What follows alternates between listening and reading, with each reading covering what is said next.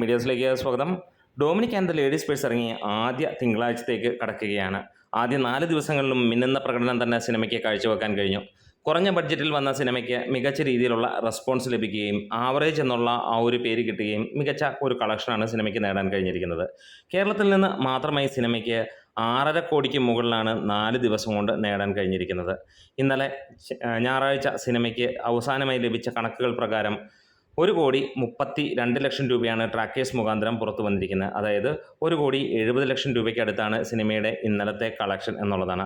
ആദ്യ ദിനം സിനിമ നേടിയത് 1,48,00,000 രൂപയോളമായിരുന്നു ട്രാക്കേഴ്സ് മുഖാന്തരം. അന്ന് സിനിമയ്ക്ക് വന്നത് 1,85,00,000 രൂപയായിരുന്നു. രണ്ടാം ദിനം 1,27,00,000 രൂപയും മൂന്നാം ദിനം 1,61,00,000 രൂപയുമാണ് വന്നിരുന്നത്.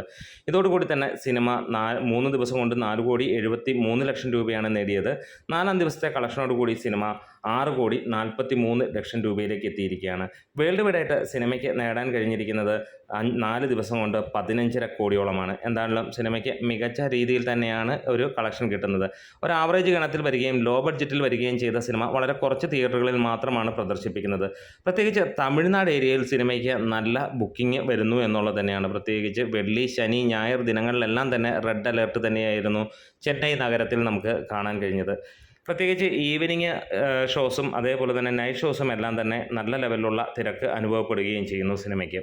ഇനിയും ഈ തിങ്കളാഴ്ചത്തെ കളക്ഷനാണ് അല്ലെങ്കിൽ പ്രകടനമാണ് ഏറെ നിർണായകമാകുന്ന ഒരു ഘടകം. ഇന്നു മുതൽ നമുക്ക് തീർച്ചയായും കളക്ഷൻ വലിയ രീതിയിൽ ഇടിവുണ്ടാകുമെന്നറിയാം, വർക്കിംഗ് ഡേയ്സ് ആയതുകൊണ്ട് തന്നെ.